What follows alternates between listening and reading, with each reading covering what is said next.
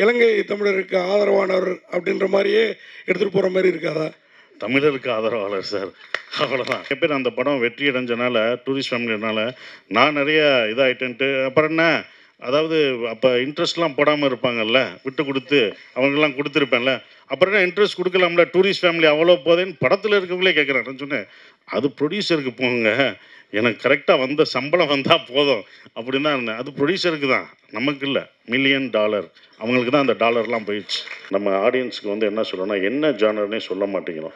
வந்து பாருங்கன்னு சொல்லிட்டு அவர் வேறு மாதிரி நினச்சி டூரிஸ்ட் ஃபேமிலி மாதிரி வச்சுட்டு, இது டூரிஸ்ட் ஃபேமிலி மாதிரி இல்லை, வேணாடா இப்படி பண்ணி அப்படின்னு அவங்க சொல்லுவாங்க. அவங்க பக்கம் நியாயம், அது நம்ம தப்பு தான். ஏன்னா நம்ம என்ன படம் பண்ணுறோம், இது என்ன ஜானர் ஆஃப் மூவி எல்லாம் அவங்களுக்கு தெளிவுபடுத்திடணும். தெளிவுபடுத்தும் போது அவங்க பார்க்க வரும்போது அதை இது பண்ணுவாங்க. ஏன்னா இது வந்து ஜெயில் சார் சொன்ன மாதிரி ஜெயில் படங்கள், எஸ்கேப் டு விக்ட்ரி இந்த மாதிரிலாம் நம்ம இங்கிலீஷில் பார்த்துருப்போம், நிறையா படங்கள் பார்த்துருப்போம். ஆனால் அது உண்மை கதையை தான் அவங்களும் எடுத்திருப்பாங்க. கிரேட் எஸ்கேப் இதெல்லாம் வந்து உண்மை சம்பவத்தை தழுவி எடுத்திருப்பாங்க. இந்த படமும் உண்மை சம்பவத்தை தழுவி தான் எடுத்திருக்கோம். ஜெயிலுக்குள்ளே இருக்கும்போது காமெடி பண்ண முடியாது, டான்ஸ் ஆட முடியாது, அடிச்சிருவாங்க. சும்மா இது பண்ணுறதுக்கே அடி வெளுக்கிறாங்க. அப்புறம் எப்படி ஜெயிலில் இருக்கும்போது கொடுக்க மாட்டாங்க. ஸோ அப்படி ஒரு இது 1991 நடந்த ஒரு கதை. 95 வரைக்கும் இருக்குது. நான் மேக்ஸிமம் பண்ணேன்னா புதுமுக இயக்குநர்களுக்கு தான் பண்ணியிருக்கேன். மேக்ஸிமம் இல்லை, எல்லா தடவையும் அதிகமாக நான் பண்ணது 11, 12 புதுமுக இயக்குநர்கள் படத்தில் நடிச்சிருக்கேன், ப்ரொடியூஸ் பண்ணியிருக்கேன். அதுக்கப்புறம் தோல்வி இயக்குநர்களுக்கு தான் நான் பண்ணியிருக்கேன். வெற்றி அடைஞ்ச இயக்குனர் ஒன்றே ஒன்று தான், அது நாடோடிகள் முடிஞ்சு போராளி, சமுத்திரகனிக்கு மட்டும்தான் பண்ணியிருக்கேன். அதுக்கப்புறம் நான் பண்ணதே இல்லை. அது நமக்கு சில விஷயங்கள் இப்படி தான் பண்ணணும்னு வரும், நம்மளை தேடி அப்படி தான் வரும். அந்த மாதிரி தான் இருந்தது. ஏன்னா வெற்றி தோல்வியெல்லாம் பார்க்கக்கூடாது, அடுத்த அந்த அந்த ஸ்கிரிப்ட் என்னவா இருக்குது எப்படி இருக்குன்னு தான் பார்க்கணும். ஃபோட்டோவுக்கு சிரிப்பேன், சார் நீங்கள் சிரிக்கக்கூடாது, சிரிக்காமல் எடுங்க எடுங்கன்னு அப்படி திரும்பும்போது அப்படி சிரிச்சிருவேன். எடுத்துகிட்டு இதுதான் பப்ளிசிட்டிக்கு யூஸ் ஆகும், வச்சுக்கூடா, சிரித்த மாதிரி படும்போது போட்டோம்டா அப்படின்னு தான் இருப்பான். அதே மாதிரி தான் லிஜோ சிரித்த மாதிரி ஒன்று இருந்தது. அப்போ லிஜோட்ட கேட்டேன், நீங்கள் டைரக்டருக்கு தெரியாமல் தான் இந்த சிரிச்சா அப்படின்னு. ஆமாம் சார் அப்படின்னுச்சு. ஸோ அப்படி தான் அது நடந்தது. ஒவ்வொரு அடியும் நிஜமாகவே விழுந்தது, கையெல்லாம் உடஞ்சது. ஒருத்தன் அடிக்க தெரியாமல் அடித்து என் கையெல்லாம் உடைச்சாங்க. அதெல்லாம் கத்துறேன், ஐயோ ஐயோன்னு கத்துறேன். சூப்பராக நடிக்கிறாரு, சூப்பராக நடிக்கிறார், ஐயோ போட்டான் அதே கையில்.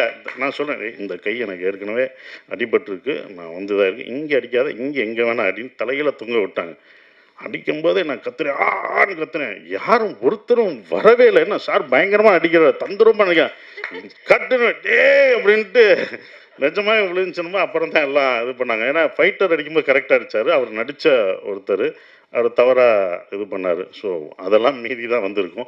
சில நடிகர்கள் பெரிய ஈவெண்ட் வச்சு அந்த மாதிரி இசை வெளியீட்டு விழாலாம் நடத்துகிறாங்க. உங்களுக்கு அந்த மாதிரி ஆசை இல்லையா? Nehru stadium etcetera etcetera. கேட்கவே சந்தோஷமாக இருக்கு சார், நீங்கள் நல்ல மனிதர், உங்களுக்குன்னு ஒரு கூட்டம் இருக்கு இல்லையா? மதுரைக்காரங்களை எத்தனாலே வந்துடுவாங்க. ஸோ அதனால கேட்குறேன். வேணாம், இதுவே நல்லா தானே இருக்குது, வேறே நல்லா தானே போய்கிட்டு இருக்கு, அப்புறம் எதுக்கு அதை உசுப்பி விடுற? இதுவே நல்லா இருக்குது, இது இப்படியே இருக்கிறது தான் எனக்கு பிடிச்சிருக்கு. ஸோ இது நல்லா இருக்குது. நான் இத்தனை வருஷமாக அவங்கள தான்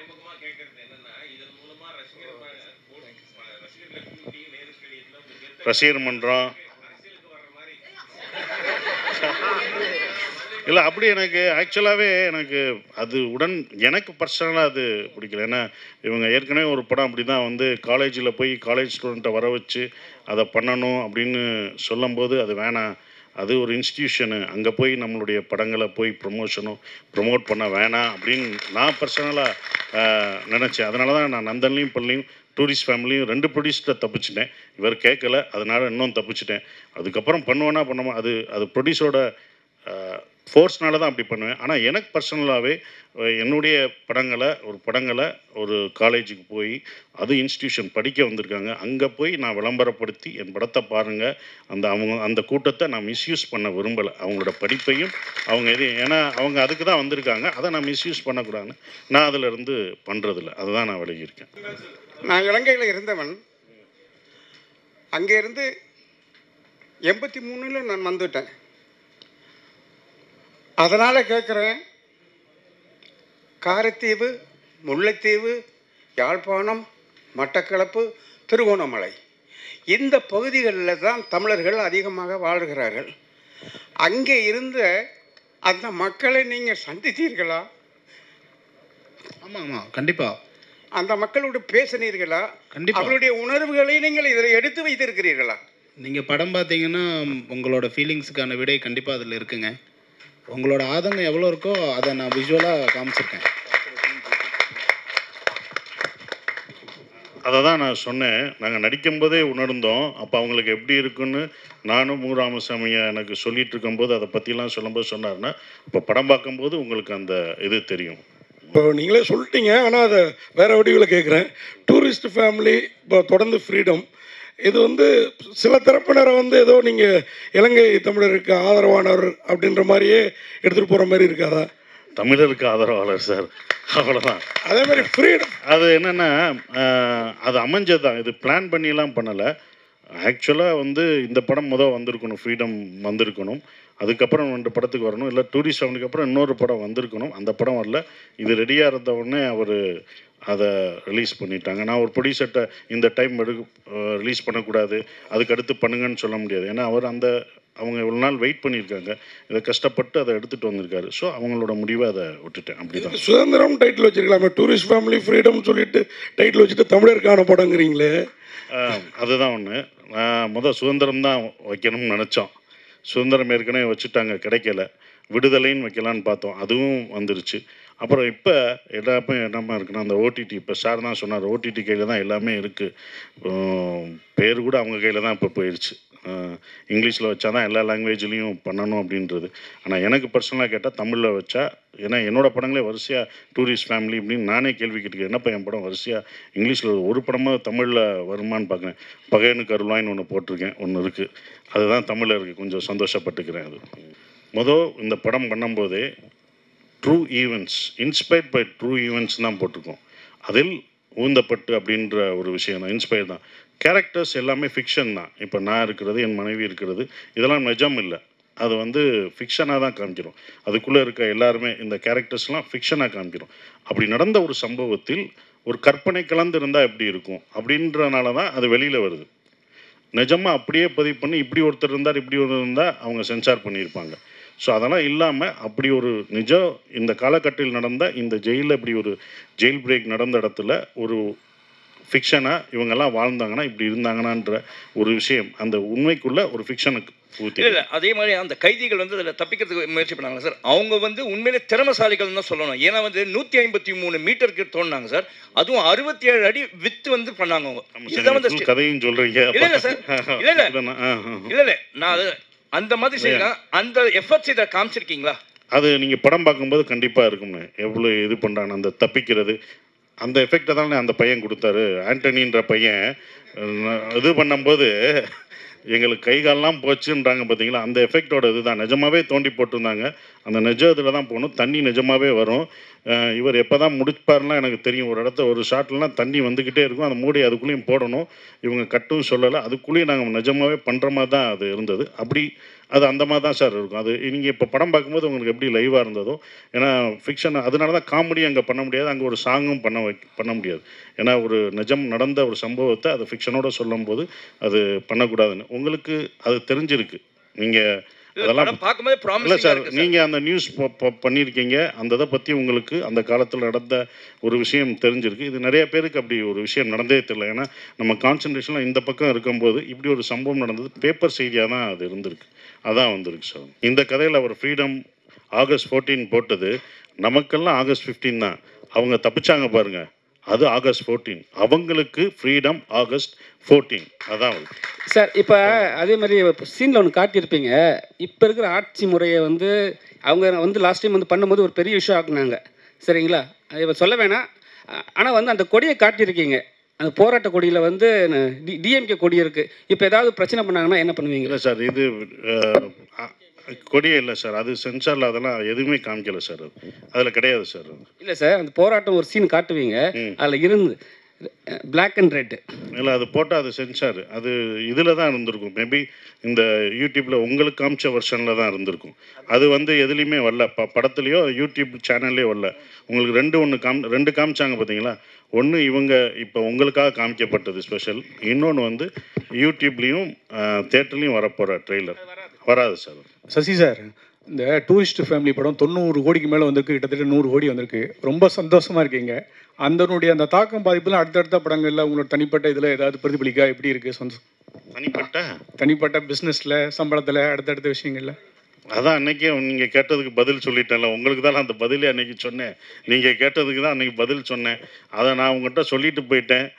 பாதி பேர் பாராட்டுறாங்க, மீதி பேர் நீ என்ன காந்தியா, உனக்கு தேவையா, கடைக்காரங்களாம் கேட்குறாங்க, நீ எதுக்கு விட்டு கொடுக்குற, எவ்வளோக்குள்ள பாராட்டுறான்னு அந்த பக்கம் திட்டம் விழுகுது. இது உனக்கு தேவையா, நீ வாட்டுக்கு வேகமாக சொல்லிட்டு வந்துட்ட. வெளியில் போனதுலேருந்து எனக்கு அதுதான், இது யாரா பெரிய நீ இது வர அப்படின்னு சொல்லி அந்த மாதிரியும் வருது. அது இன்னொன்று புரிஞ்சுக்கணும், நிறைய பேர் அந்த படம் வெற்றி அடைஞ்சனால, டூரிஸ்ட் ஃபேமிலினால நான் நிறைய இதாகிட்டேன்ட்டு அப்புறம் என்ன, அதாவது அப்போ இன்ட்ரெஸ்ட்லாம் போடாமல் இருப்பாங்கல்ல, விட்டு கொடுத்து அவங்கெல்லாம் கொடுத்துருப்பேன்ல, அப்புறம் என்ன இன்ட்ரெஸ்ட் கொடுக்கலாம்ல, டூரிஸ்ட் ஃபேமிலி அவ்வளோ போதேன்னு படத்தில் இருக்கவங்களே கேட்குறாங்க. சொன்னேன் அது ப்ரொடியூசருக்கு போங்க, எனக்கு கரெக்டாக வந்த சம்பளம் வந்தால் போதும் அப்படின்னு தான் இருந்தேன். அது ப்ரொடியூசருக்கு தான், நமக்கு இல்லை. $1 மில்லியன் அவங்களுக்கு தான் அந்த டாலர்லாம் போயிடுச்சு. டைரக்டர். அடுத்ததாக நம்ம எல்லாருமே ஆவலாக காத்துட்டு இருக்கக்கூடிய படத்தினுடைய கதாநாயகன், நம்ம எல்லாருக்குமே ரொம்ப நெருக்கமான ஒரு நாயகன் அப்படின்னு சொல்லலாம். Sasikumar sir, before you come I should definitely tell you, tourist family பார்த்ததுக்கப்புறம் ஜென்சி டெர்மினாலஜியில் சொல்லணும்னா ஒரு பூக்கியாக எங்கள் கண்ணுக்கு தெரிஞ்சுங்க. ஆனால் இதில் பார்க்கும்போது மீண்டும் ஒரு எக்ஸ்ட்ரீம்லி கன்வின்சிங் ஒரு பெர்ஃபார்மராக கண்ணுக்கு தெரியுறீங்க. ரொம்ப ரொம்ப சந்தோஷமாக இருக்குது. இந்த ஒரு வடிவத்தில் மீண்டும் கான்ட்ரடிக்டரியான ஒரு ரோலில் உங்களை பார்க்க போகிறோம் அப்படின்னு சொல்லிட்டு. ஸோ நீங்கள் இந்த படத்தை பற்றி எங்களுக்காக ஷேர் பண்ணணும்னு ஆசைப்படுறோம். So Sasikumar sir, over to you. எல்லோருக்கும் வணக்கம். பத்திரிகை நண்பர்கள் அனைவருக்கும் என்னுடைய வணக்கம். வந்திருந்துக்க எல்லாருக்கும் வணக்கம். ரொம்ப நன்றி சார். ஆர்கே செல்வனி சாருக்கும், அம்மா கிரியேஷன் சிவா சாருக்கும் எங்கள் டீம் சார்பாக நன்றியை தெரிவிச்சுக்கிறேன். சிவா சார் ஒவ்வொரு தடவையும் நான் ஜெயிக்கணும்னு சொல்லிகிட்ருப்பார். ஸோ அவருக்கு என்னுடைய நன்றியை தெரிவிச்சுக்கிறேன். செல்வனி சார், உங்களை எங்களுக்கு ரொம்ப பிடிக்கும். ஒரு இன்டர்வியூ பார்த்துட்டு தான் உங்கள் படம் எங்களுக்கு ரொம்ப பிடிச்சது. உங்களை எப்போ பிடிச்சதுன்னா, உங்கள் இன்டர்வியூ ஒன்று பார்த்துட்டு உங்கள் வீட்டுக்கு நான் வந்தேன். உங்களுக்கு ஞாபகம் இருக்குமான்னு தெரில. உங்கள் வீட்டுக்கு வந்து உங்களை இது பண்ணேன். உங்கள் இன்டர்வியூவில் என்ன சொல்லியிருந்தீங்கன்னா, நீங்கள் ஃபஸ்ட்டு படம் எடுத்துகிட்டு சௌத்ரி சார் கூப்பிட்டு ஒரு செக்கு கொடுத்தாரு. 2வது படம் எனக்கு பண்ணுங்க அப்படின்னு புலன் விசாரணைக்கு அப்புறம் பாத்ரூமில் போய் எவ்வளோ எடுப்பாங்கன்னு பார்த்தப்ப 5000 இருக்குன்னு நினச்சி பார்த்தீங்க. 5 லட்சம் அட்வான்ஸ் கொடுத்துருந்தாங்க. அதை வச்சுட்டு நான் வீட்டுக்கு போகலான்னு போகும்போது ராவுத்தர் சார் ஃபோன் பண்ணி, விஜயகாந்த் சார் ஆஃபீஸில் ஃபோன் பண்ணி, விஜயகாந்த் சார் படம் அடுத்து 100வது படம் அவருடைய படம், அதை நீங்கள் தான் எடுக்கணும் அப்படின்னு சொன்னோடனே மறு நிமிஷமே அவர் போய் அந்த செக்கை என்னை ஃபஸ்ட்டு கொடுத்த ப்ரொடியூசருக்கு தான் நான் அடுத்த படம் பண்ணுவேன் அப்படின்னு சொல்லி அந்த 5 லட்சத்தை அவங்களுக்கு கொடுத்துட்டு வந்ததை பார்க்கும்போது, இப்படி ஒரு மனிதர் இந்த காலத்துலையா அப்போ இருந்திருக்காங்க அவங்களுக்கு அப்படின்னு சொல்லிட்டு நான் அவங்கள வந்து, சார் எனக்கு ஆச்சரியமாக இருக்குது, அப்படிலாம் பண்ணுவாங்களா சார் அப்படின்னு நான் ஆச்சரியத்தோடு கேட்டேன். ஜெயிச்சுட்டு அதே கம்பெனிக்கு பண்ணுவாங்களா சார், இது ரொம்ப சந்தோஷமாக இருக்குது சார் அப்படின்னு சொன்னேன். ஸோ அதில் எனக்கு அவரை ரொம்ப பிடிக்க ஆரம்பிச்சது. ஸோ அவர் இங்கே வந்ததுக்கு ரொம்ப நன்றி, எங்களை வாழ்த்துனதுக்கு ரொம்ப நன்றி சார். ஆர்ட் டைரக்டர், அங்கேருந்து வர்றேன் நான். ஆர்ட் டைரக்டர் ரொம்ப சிறப்பாக பண்ணியிருந்தார். நான் 2 படம் நாங்கள் பண்ணிட்டோம். அப்படியே லைவாக அந்த செட்டு எப்படி பார்த்தீங்களோ அது போட்டிருக்காரு. ரொம்ப அமைதியாக இருப்பாங்க. அப்படிப்பட்ட ஒரு ஆர்ட் டைரக்டர். அதுக்கப்புறம் உதய் கேமராமேன், டைரக்டருக்கு ஏற்ற கேமராமேன் தான். அவர் பேசி நான் இப்போ தான் பார்க்குறேன். இங்கே தான் அவர் பேசியே நாங்கள் பார்க்குறோம். ஸ்பாட்டில் என்ன அது இருந்தாலும், பூமியாக இருந்தாலும், எவ்வளோ கஷ்டப்பட்டாலும் அவர் பாட்டுக்கிட்டு அவர் வேலையை அதை பார்த்துக்கிட்டு தான் இருப்பார். ஸோ அவ்வளோ சிறப்பாக பண்ணியிருக்காரு. அவருடைய படங்கள், முந்தைய படங்களும் எனக்கு ரொம்ப பிடிக்கும். அது அப்புறம் எங்களுடைய கவிஞர், ரொம்ப நன்றி. ஈசானில் நாங்கள் முதல் பாட்டு அவர் கொடுத்தது, அது இப்போ வரைக்கும் அந்த இது அவருடைய உங்களுடைய இப்போ கவிதை சொன்னீங்களே சார், அது நீங்கன்னு எனக்கு தெரியாது சார். ஆனால் நாங்கள் அதை கேட்டு ரசிச்சிருக்கோம்னு சொல்ல மாட்டோம். ரொம்ப உணர்ச்சிபூர்வமான அந்த கவிதை இப்போ நீங்கள் சொன்னோடனே நாங்கள்லாம் ரொம்ப உணர்வுபூர்வமாக அதை எடுத்துக்கிட்டோம். நன்றி சார். மியூசிக் நீங்கள் வாங்கி பார்த்துட்டு, அவர் தான் படம் பார்த்தாரு, நல்லா இருக்குன்னு சொன்னது அவர் தான். ஸோ அவருக்கு நன்றி. ஜிப்ரான், அவரோட நான் 4 படம் என் படம் நிறையா இருக்குது, அதெல்லாம் முடிச்சு கொடுங்க, எப்போ கொடுக்க போகிறீங்க, இவரை நான் பார்க்கல, இப்போ தான் பார்க்குறேன், இன்னொரு படம் வேறு இருக்குது, அதெல்லாம் வேகமாக முடிச்சு கொடுங்க. ஸோ அவர் சிறப்பாக பண்ணியிருக்காரு. இப்போ நந்தன்லேயும் அந்த அந்த படத்தை என்ஹான்ஸ் பண்ணி கொண்டு போனதும் அவர் தான். ஃப்ரீடமும் நாங்கள் எடுத்ததை விட அதை ரொம்ப அழகாக இது பண்ணி கொண்டு போயிருக்காரு. அவருக்கு என்னுடைய நன்றியை தெரிவிச்சுக்கிறேன். லிஜோ, இந்த படத்துக்கு நீ வந்த பிறகு அது வேறு மாதிரி மாறிச்சு. அது யார் ஹீரோயின் ஃபர்ஸ்ட் ஷெட்யூல்லாம் நாங்கள் போயிட்டோம், ஹீரோயின் எங்களுக்கு செட்டே ஆகலை. அதுக்கப்புறம் தான் லிஜோன்னு சொல்லும்போது அது யதார்த்தமாக அப்படி அந்த என்ன அந்த ஃபேமிலியாக அந்த இது இருக்கும்போது அவங்க நடிப்பு அவ்வளோ இதாக இருக்கும். படத்தில் பார்க்கும்போது உங்களுக்கு தெரியும். அவங்க சேரணும் அப்படின்றது எல்லா ஆடியன்ஸுக்கும் அவங்க 2 பேரும் சேர்ந்துடணும் அப்படின்றது வரணும். அதுக்கு முக்கியம் ஒரு சார் சொன்ன மாதிரி ஒரு பிடிச்ச முகம், எல்லாரோடையும் பாவப்பட்ட ஒரு முகமாக இருக்கணும். அது கரெக்டாக லிஜோவுக்கு செட் ஆச்சு. அது சேர்ந்துடணுன்றது உங்களுக்கு தேணும். சேர்ந்தாங்களா சேரலையான்றதான சார் கதை, அது சொல்லக்கூடாது, அது நீங்கள் தேரில் பாருங்கள், அது சொன்னாலும் அவர் இது பண்ணுவார். ஸோ அப்புறம் மணிகண்டன், மணி படத்தில் எனக்கு சாப்பாடெலாம் ஊட்டி விடுவான். ரொம்ப ரொம்ப நன்றி. அவனோட இதை பார்த்து தான் எனக்கு ரொம்ப அந்த கான்ஃபிடென்ட்டோட ஒரு இன்டர்வியூ பேசினது எனக்கு ரொம்ப பிடிச்சிருந்தது. ஸோ அதை நான் அவர்கிட்டே பகிர்ந்துருக்கேன். நாங்கள் 2 பேரும் சேர்ந்து பண்ணது ரொம்ப சந்தோஷம். மணி அப்புறம் ஆண்டனி சொன்னார், கஷ்டத்தை சிரிச்சுக்கிட்டே சொல்லிட்டாரு. கஷ்டப்பட்டதெல்லாம் கோவத்தில் சொல்லாமல் சிரிச்சுட்டு அதை ஃபுல்லாக சொல்லிட்டாப்புல. நாங்கள் வேறு பக்கத்தில் நடந்து போனோம்னு சொன்னேன், அந்த ஒரு சீனுக்கு தான் அப்படி நடந்து போனோம். நீ வராத சீன்லாம் நானும் ஐயாவும் போட்டு தண்ணி வர்றதெல்லாம் நீ பார்க்கலையே, அதுக்குள்ள இன்னும் நிறையா கஷ்டப்பட்டுருக்கோம். மு ராமசாமி ஐயாவும் நாங்களும் அவ்வளோ இது பண்ணுவோம், கஷ்டப்படுறோம். நீங்கள் எப்படி இன்றைக்கி என்ன பண்ண போகிறாங்கன்னு பேசுவீங்கள்ல, நானும் ராமசாமி, மு ராமசாமி அவர் ஒரு ஈழத்தை நேசிக்கக்கூடிய ஒருத்தர். அவர் முனைவர் மு ராமசாமி அவர் சொல்லுவார், நம்ம எவ்வளோ கஷ்டப்பட்டு போகிறோமே, அவங்க எவ்வளோ கஷ்டப்பட்டுருப்பாங்க, அவங்க தப்பிக்கும்போது இன்னும் என்னென்னலாம் அனுபவிச்சிருப்பாங்க, அப்படின்னா இன்னும் கொஞ்சம் போவோம்னு நமக்கு அப்படி தான் நாங்கள் பேசுவோம். இதே இடத்துல சார் நமக்கு இப்போ மூச்சு இறக்கல, இப்போ எப்படி சார் இருக்கும் அப்படின்னு சொல்லும்போது அது இன்னும் எங்களுக்கு நல்லா பண்ணணும் அப்படின்னு தோணும். அந்த வழியெல்லாம் மறந்துடும் அவர் சொல்லும்போது. அவங்க பட்டதோடு அதெல்லாம் ஒரு வழியா, ஏன்னா ஒரு ரியல் இன்சிடெண்ட், அவங்க எப்படி தப்பிச்சிருப்பாங்க எப்படி போயிருப்பாங்கன்னு ஒன்று இருக்குது. அதை விட இது வழியாக எங்களுக்கு தெரியலை. அதுதான் இந்த படம் எப்படி அவங்களே போராடினாங்க, அப்போ நம்ம அதை விட கொஞ்சம் நம்மளை ஃப்ரீடம்னு வச்சுட்டாங்கல்ல, அது கூட இல்லாட்டினா என்ன, எல்லாரோடையும் தான் போராடணும். ஸோ ரொம்ப சிறப்பாக ஆண்டனி 2வது படம் நான் ஏற்கனவே பங்குன்னு எனக்கு அந்த பிரம்மனில் நடிச்சிருந்தாப்புல, ஹீரோவாகவும் நடிச்சிட்ருக்காப்புல. ஸோ சூப்பரான ஒரு விஷயமா இருந்தது. அப்புறம் ப்ரொடியூசர் பாண்டி, மேனேஜராக எனக்கு ரொம்ப இதாக தெரியும். முதல் சிவா சார் தான் பாண்டி வச்சு ஒரு படம் ப்ரொடியூஸ் பண்ணுங்கன்னு சொல்லும்போது அவர்கிட்ட நான் சொல்லுது, வேணாம் பாண்டி, நீ ப்ரொடக்ஷன் மேனேஜராகவே இரு, நீ வாங்கி பழகியாச்சு, நீ ப்ரொடியூசர்னால் கொடுக்கணும், அதை ஞாபகம் வச்சுக்கோ, கொடுக்கணும் அதை ஞாபகம் வச்சுக்கோ அப்படின்னு நான் சொன்னேன். இல்லை சார் நான் பண்ணுவேன் சார், எனக்கு கான்ஃபிடென்ட் இருக்குது அப்படின்னு.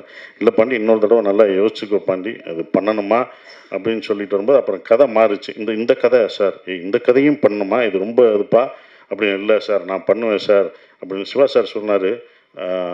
பாண்டி ஏதாவது சொன்னால் அழுதுருவார்னா தான் அவர்கிட்ட சொன்னேன், சார் காசு கேட்டாலும் அழுதுறாரு சார், ஏதாவது சொன்னால் அழுதுறாரு சார், சார் காசு ஆர்டிஸ்ட்டும் டெக்னீஷியனும் கேட்டாலும் அழுதுறாருல சார், எப்படி சார் இது பண்ண முடியும் அப்படிலாம் நான் அவர்கிட்ட சொல்லிட்டு இருந்தேன். பட் என்னென்னா ஒரு கட்டத்தில் சரி அவருக்கு பண்ணுவோம், அவரோட கான்ஃபிடென்ட் தான், நான் பண்ணுவேன் சார் என்னை நம்புங்க அப்படின்னு சொல்லி அந்த நம்பிக்கை தான் நாங்கள் வச்ச நம்பிக்கை தான் இவ்வளோ தூரம் ரிலீஸ் வரைக்கும் அவர் கொண்டு வந்திருக்கார். இன்னும் அடுத்த படங்கள் அவர் சிறப்பாக பண்ணணும், இன்னும் நிறையா படங்கள் பண்ணணும், எல்லாமே இருக்குதான். ஒரு படம் அப்படின்னும்போது எல்லாருக்கும் ஒரு மனஸ்தாபம் இருக்க தான் செய்யும், எல்லாருக்கும் அது இருக்க தான் செய்யும். ஒரு படமாக இருந்தால் ஒரு இயக்குனருக்குள்ள, ஒரு ப்ரொடியூசருக்குள்ளே, ஆர்டிஸ்ட்டுக்குள்ளே, டெக்னீஷியன்ஸ்குள்ளே எல்லாமே ஒரு மனஸ்தாபங்கள் எங்கேயோ ஒரு இடத்துல இருக்கும். ஆனால் அது முடிஞ்சு அந்த நிறைவாக பார்க்கும்போது அதெல்லாம் பறந்து போயிடும், அந்த வெற்றி அதை மாற்றிடும்.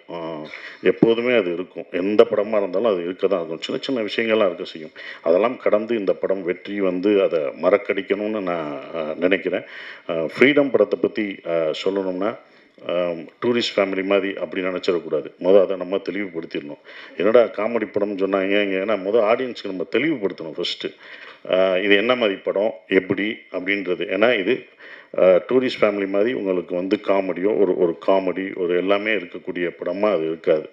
இது வந்து ஜெயிலில் கஷ்டங்களை சொல்ல போகிற ஒரு படமாக தான் இருக்கும். அது தயார்படுத்தணும் ஆடியன்ஸுக்கு. நம்ம ஆடியன்ஸுக்கு வந்து என்ன சொல்லணும்னா என்ன ஜானர்னே சொல்ல மாட்டேங்கிறோம்.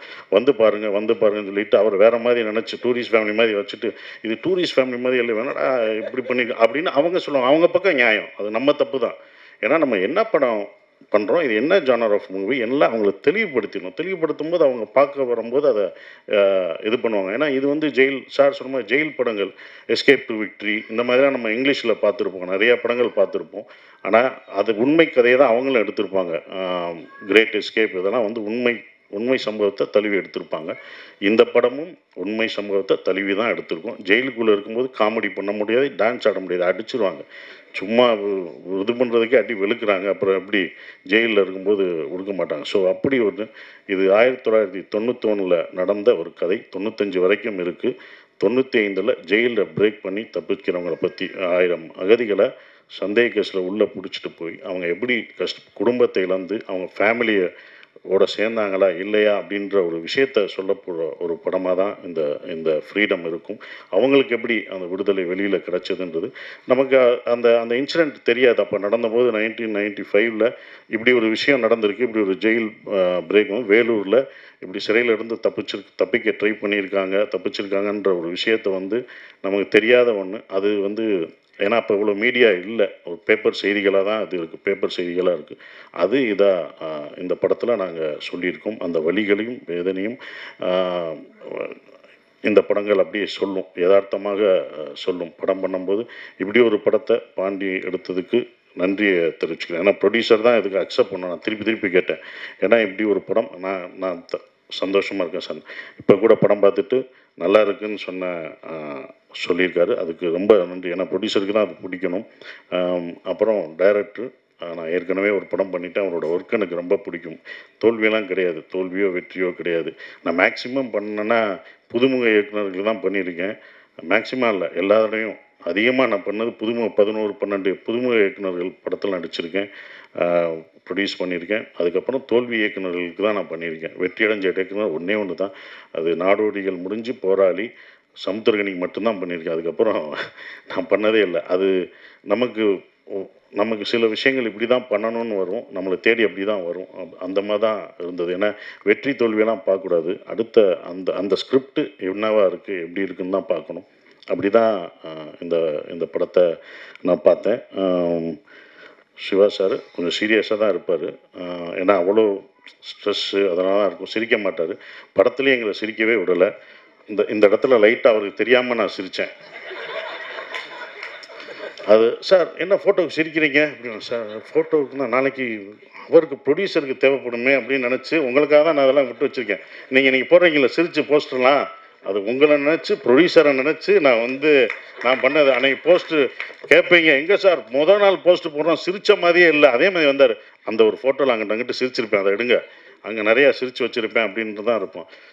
ஃபோட்டோவுக்கு சிரிப்பேன், சார் நீங்கள் சிரிக்கக்கூடாது, சிரிக்காமல் எடுங்க அப்படி திரும்பும்போது அப்படி சிரிச்சிருவேன்.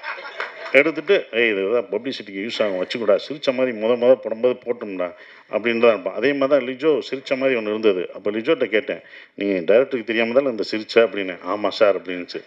ஸோ அப்படி தான் அது நடந்தது. ஸோ அவரோட அந்த கன்சீவ் பண்ண ஒரு விஷயம் இப்படி தான் இருக்கணும், இப்படி தான் வேதனைகள் இருக்கும், இப்படி தான் இருக்குன்றது அழகாக அந்த சிறைச்சாலையில் எப்படி இருந்து எப்படி இது பண்ணாங்களோ அது நிஜமாகவே நாங்கள் ஒவ்வொரு அடியும் நிஜமாகவே விழுந்தது.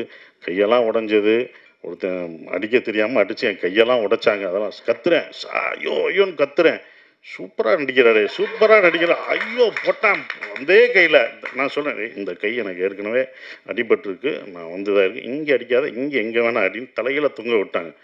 அடிக்கும்போதே நான் கத்துறேன், ஆன்னு கத்துறேன். யாரும் ஒருத்தரும் வரவே இல்லை. என்ன சார் பயங்கரமாக அடிக்கிறார், தந்திரமாக நினைக்கிறேன், கட்டுனேன் டே அப்படின்ட்டு நிஜமாக விழுந்துச்சுனமா. அப்புறம் தான் எல்லாம் இது பண்ணாங்க. ஏன்னா ஃபைட்டர் அடிக்கும்போது கரெக்டாக அடித்தார், அவர் நடித்த ஒருத்தர் அவர் தவறாக இது பண்ணார். ஸோ அதெல்லாம் மீறி தான் வந்திருக்கோம் நாங்கள். அது சிறப்பாக இருக்கிறது. ரொம்ப நன்றி. இந்த படத்தை நாங்கள் ரொம்ப சொல்லக்கூடாது, இது இப்படி இருக்கும் அப்படின்னு. நீங்கள் படம் பார்த்துட்டு நீங்கள் அதை விமர்சனம் பண்ணி எப்படி வந்திருக்குன்ற ஒரு விஷயத்தை சொல்லுங்கள். ஏன்னா ட்ரூ ஈவெண்ட்ஸ் அப்படி தான் இருக்கும், அப்படி தான் பண்ண முடியும் அப்படின்ற ஒரு விஷயம் இருக்கும். அதனால தான் அதை சிரிக்கக்கூடாதுலாம் சொன்னார். அப்புறம் இதில் நான் வந்து மறுபடியும் ஸ்ரீலங்கன் பாஷை பேசியிருக்கேன். என்ன அடுத்தடுத்து பண்ணுறீங்க, என்ன அடுத்தடுத்து ஈழத்தமிழில் பேசுகிறீங்க அப்படின்லாம் கேட்டாங்க. அதுவும் தமிழ் தானே, அது என்னோடய தமிழ் தானே, அதை நான் பேசுகிறதுல என்ன. 4 படம் 5 படம் வந்தாலும் அதே இதில் தான் நான் 10 படம் பண்ணாலும் அது பண்ணுவேன். அது தமிழ் படம் தானே, தமிழ் தான் நான் பேசுகிறேன் அப்படின்ற ஒரு விஷயம். அந்த தமிழ் இதுதான் முன்னாடி பண்ணோம். டூரிஸ்ட் ஃபேமிலிக்கு முன்னாடி பண்ண படம் தான் ஃப்ரீடம். அது பல தாமதங்களாகி அது வெற்றிகரமாக இவ்வளோ தூரம் கொண்டு வந்திருக்கதே ஒரு வெற்றி தான், தேட்டருக்கு கொண்டு வந்தது. அது எனக்கு ஸ்ரீலங்கன் பாஷை இங்கே பேசினது தான் நான் டூரிஸ்ட் ஃபேமிலிக்கு நிறைய யூஸ்ஃபுல்லாச்சு. அந்த அம்மா தான் நான் நிறையா பேட்டியில் சொன்னேன், என்றைக்கும் கற்றுக் கொடுத்த ஆசிரியரை மறக்கக்கூடாது. அந்த அம்மாவை நான் என்றைக்கும் மறக்க மாட்டேன். எனக்கு ஸ்ரீலங்கா அவங்க தான், எந்திரிங்கம்மா, அவங்க தான் எனக்கு. நான் எல்லா இன்டர்வியூலையும் சொல்லுவேன் மகேஸ்வரி அம்மாவை, அம்மா அவங்க தான் எனக்கு வந்து ஸ்ரீலங்கன் பாஷை நல்லா படுத்தி எடுத்துட்டேன். அது வேறு சில விஷயம் அவங்ககிட்ட கேட்பேன், இது கரெக்டாங்களோ அப்படின்லாம் கேட்பேன் நான். இல்லை நீங்கள் ரொம்ப எழுத்தெல்லாம் பேச வேணாம், அப்படிலாம் பேச மாட்டாங்க அப்படின்றத, நார்மலாக அப்படிலாம் பேச மாட்டேன், இப்படி தான் பேசுவாங்க அப்படின்னு சொல்லுவாங்க. ஸோ அவங்களுக்கு வாங்கம்மா, நீங்கள் வாங்கம்மா, வாங்க, உங்களை பார்க்கட்டும், வாங்க. யாரா ஒரு அம்மான்ட்டுக்கிட்டு இருக்கேன், அந்த அம்மா யாருன்ட்டு நானும் 2 படத்துக்கு கதறிக்கிட்டு இருக்கேன். வாங்க என்னோடய சீட்டில் உட்காருங்க. ஸோ அவங்க தான் இந்த படத்துலேயும் நடிச்சிருக்காங்க. அவங்க டீச்சர். நன்றிம்மா, இவங்க எனக்கு குரு, கற்றுக் கொடுத்த அவங்க தான். அவங்க அப்படியே எங்களுக்கு சொல்லிக் கொடுத்தாங்க டீச்சர். அவங்க நிறையா நாங்கள் இது பண்ணியிருக்கோம். நன்றிம்மா, எங்களுக்கு 2 படத்துக்கும் சொல்லிக் கொடுத்ததுக்கு. இனி அடுத்தடுத்த படங்களும் வருவேன். அவங்களை கொஞ்சம் பிஸி ஆக்கிட்டேன் நான். என்னென்னா இப்போ ஸ்ரீலங்கன் இந்த ஈழத்தமிழ் பேசும்போது படங்கள்லாம் வெற்றி அடையுது. ஏன்னா சுலபமாக ஈழத்தமிழ் பேசுகிற படங்கள் அவ்வளோவா வெளிவரதே கஷ்டம். அதுவும் வெற்றி அடைகிறது ரொம்ப கஷ்டம். அதை பார்ப்பாங்களா அப்படின்ற ஒரு டவுட்லாம் இருந்தது. இந்த படங்கள் யாரும் பார்க்க மாட்டாங்கன்றது. ஆனால் உலகத்தமிழர்கள் எல்லாமே அதை பார்ப்பாங்கன்ற நம்பிக்கை இருந்தது.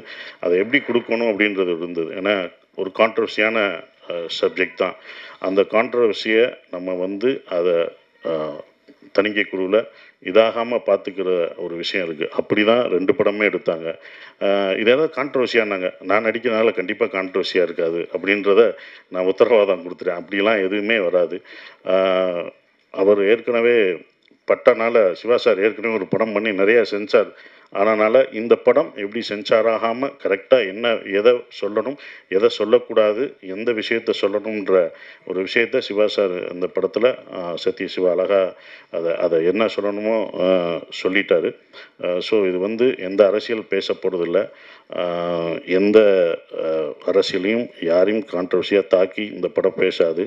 ஆனால் மனிதர்கள் ஒரு இனத்தோட வலியும் வேதனையும் சொல்ல போகுது. அதுதான் அந்த படம். அவங்களுடைய வலி வேதனை, அவங்க எப்படி அதிலிருந்து வெளியே வர்றாங்க, அவங்களுக்கு அந்த சுதந்திரம் கிடைச்சதா அப்படின்ற ஒரு விஷயம். சுதந்திரம்ன்றது வந்து சொந்த மண்ணில், சொந்த நாட்டில், சொந்த மக்களோடு வாழ்கிறது தான் சுதந்திரம். அந்த சுதந்திரம்